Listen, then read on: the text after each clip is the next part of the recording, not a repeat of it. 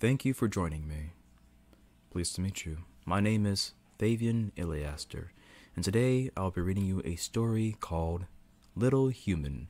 They're only as human as we make them, or are they?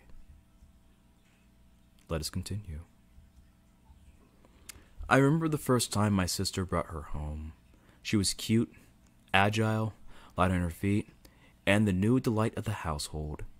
I remember how I wanted her to warm up to me as quickly as possible, but that wasn't likely to happen on my schedule, but on hers. I would always want her attention, and how I would desire her to come to me and follow me.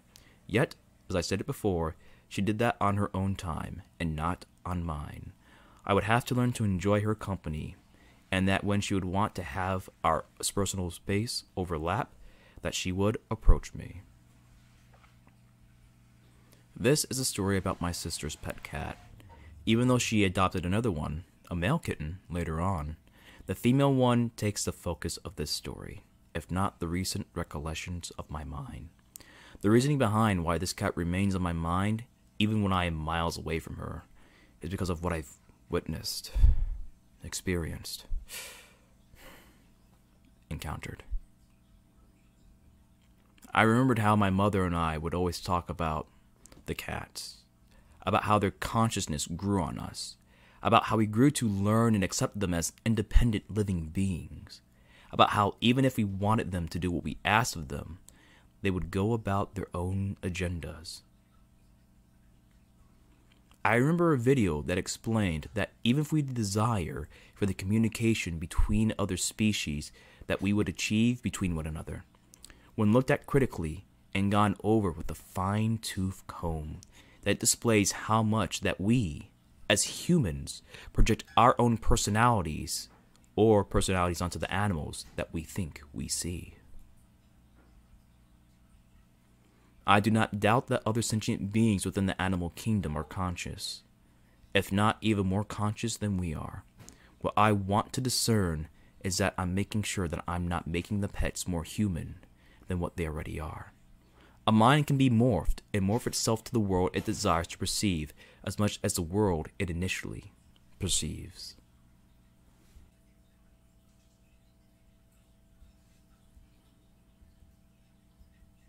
Lest I digress, I must relate to you about the tales of this cat, of Andia.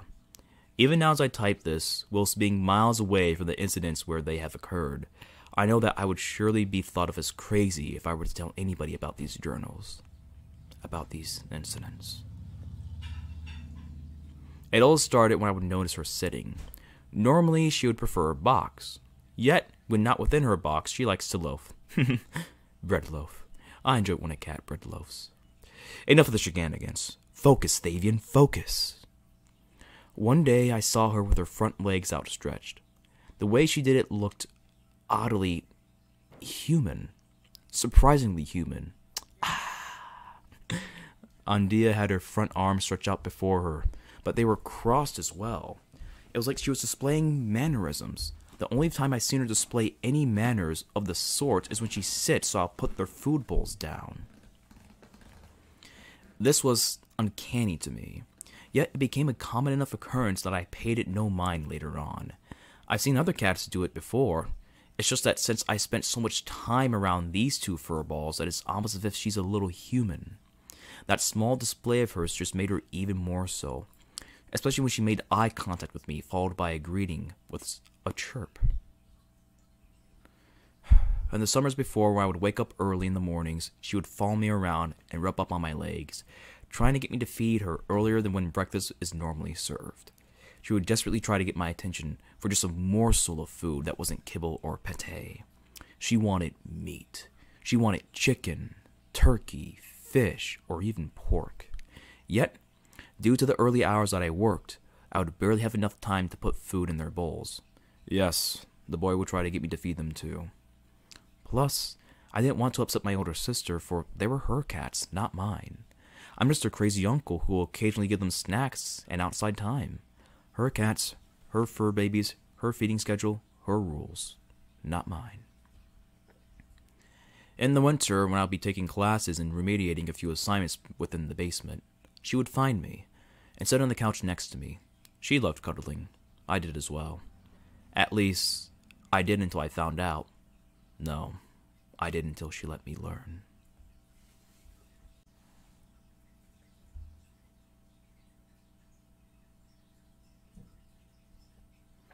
I remember one time I was watching a video about puppies. She was in the small area, looking out the window. When the sounds of the puppies played, she looked down upon me from where she perched, curious about who could possibly be making such a ruckus in her abode. Looking back upon that picture that I sent my friends, I learned that she wasn't looking to find where the sound was coming from. I learned that she was watching me, learning about me. I remember how I would always tell Andia and Fidget to get down from the kitchen windows. They would try to look out the windows from above the kitchen sinks, staring at the birdies. Sure, Fidget would be difficult to persuade. He would chirp, squeak, and whimper at you that he didn't want to get down. His movements were always hesitant. Andia, though, she would always hop down immediately, sometimes even without looking, knocking a few dishes over. On more than one occasion, we would catch her quickly jogging away from the kitchen doorways as if to say, "Me? Me? No, of course not. I wasn't there. I wasn't at the windowsill. I wasn't waiting for the little birdies." The reason why she would run away so quickly would be to try to reclaim any of her pride that she could have possibly lost. Pride. Sometimes we have it, and sometimes we feign it. Andia, she lured me into thinking that hers was the highest of all. It was like a secret that she only expressed to me. Then again, since she can't speak any human languages, it is a secret that she has only expressed to me. No, it's not her pride. Yet, that did seem to be a veil that she wears from time to time. I remember it as if it was today even, as I stood within the kitchen of my apartment slapping the contents from the bag of imitation crab into a pan full of Mexican extra virgin olive oil. Oh my gosh, that day. It's all in the old membrane, dare to say.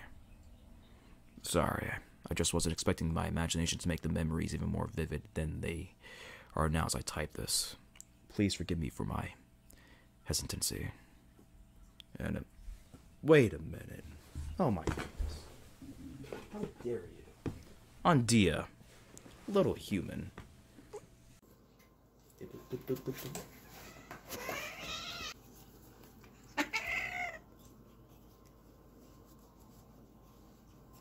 Come here, little human.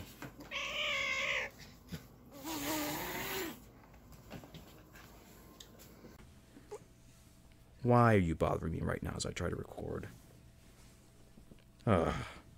Yes, you're adorable. But can you not try to bother me while I'm trying to record? Alright. Run along now, little human. Sorry about that. I'm not in my normal abode. Thank you for your patience.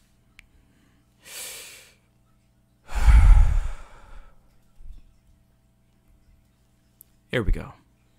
One morning, I was getting ready for my shift at Lowell's. Their theme song played casually within my head, the beat bouncing off back and forth.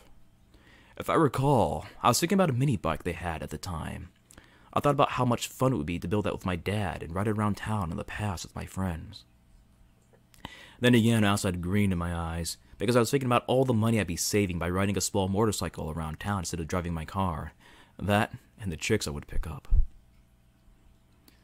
There, I was listening to a podcast, earbuds in, peeling a can of tuna fish to throw into a small pan of rice. Andia and Fidget loved tuna fish, yet Fidget wasn't there this morning. He was sleeping betwixt my parents, as per usual. I didn't even hear the click-clacking of Andia's claws on the wooden floor. Although her claws are retractable, she sees no reason to. So, wherever she walks, there's always a little click-clack, click-clack, click-clack, like a little diva in high heels. However, what I witnessed that day, you would have thought would only be possible if I were high. Normally, she brushes up against my legs, wrapping her tail around me, and continues to do so until I pay her some attention. Yet, she did something out of character. Fidget is the one that would climb somebody trying to get a treat. Andia climbed my pant leg, but it was as if she was hugging me, like a toddler when hugging its parents. I looked down and of course she was standing on her hind legs, but something was off. Her knees, the musculature in her legs, even the ankles seemed contorted in some sort of way. It broke my mind instantly and so suddenly that I just froze there. I froze up. I remained perfectly still like a child who had just witnessed something traumatic. Even though I had my earbuds in, I could still hear my heartbeat pounding in my head. I could have sworn that my heartbeat pushed my earbuds out.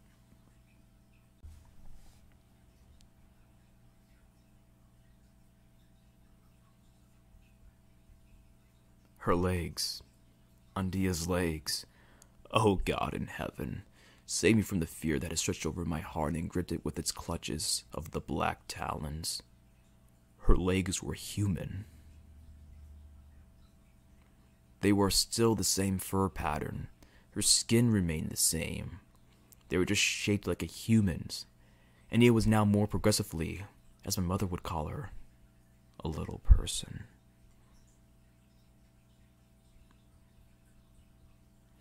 When she looked up at me after rubbing her scent glands upon my leg, she chirped, staring at me with those big yellow eyes, with pupils blacker than fear itself. I had finally managed to get some air out of my lungs by staring a bit, a half panic. I had shaken myself away from her. She had walked back towards me to wrap her mittens around my calf. But I proceeded to back up and even shoved my weight upon the kitchen countertops, almost knocking some dishes over into the sink.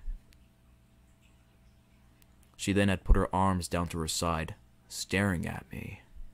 She's only had a good friend of mine, Jebediah. Avoid her from rubbing against him.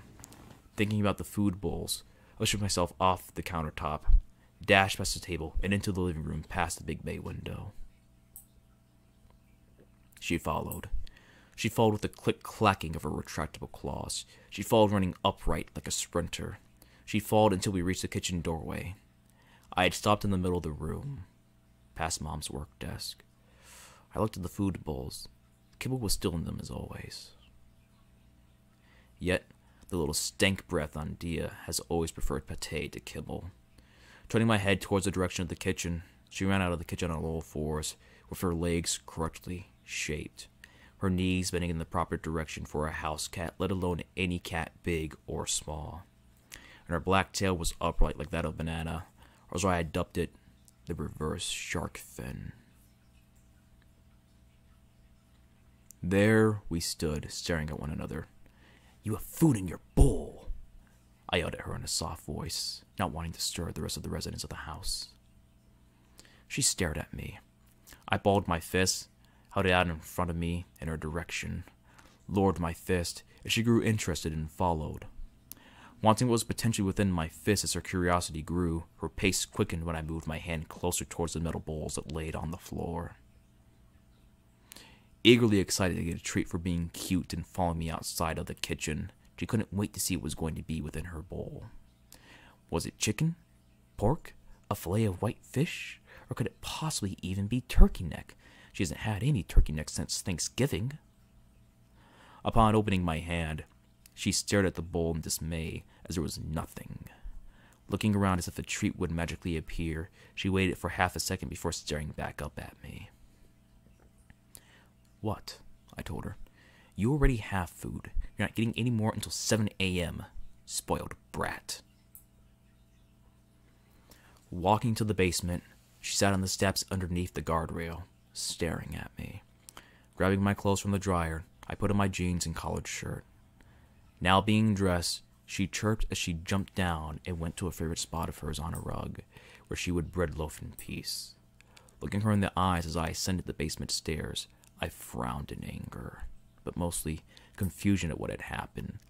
Then, as if to leave a statement, I closed the basement door behind me with a loud thud, making sure the door locked into place. Drilling the handle, I thought to myself, enjoy being stuck down there until breakfast. Be happy there's a litter box with you.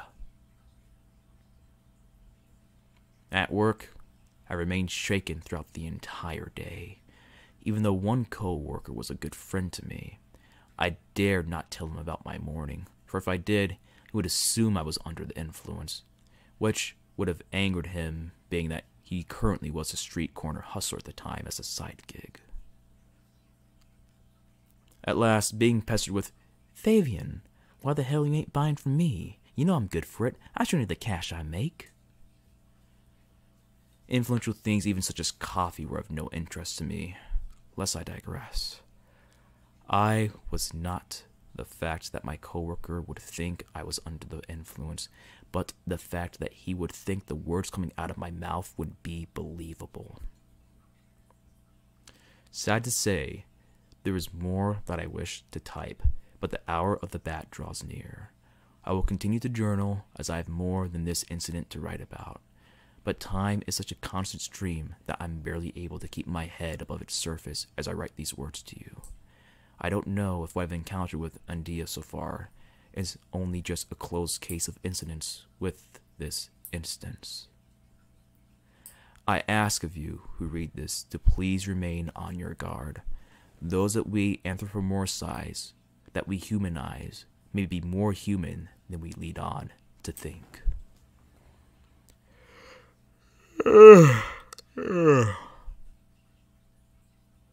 Until next time, I'll write again about the other events as I have witnessed them.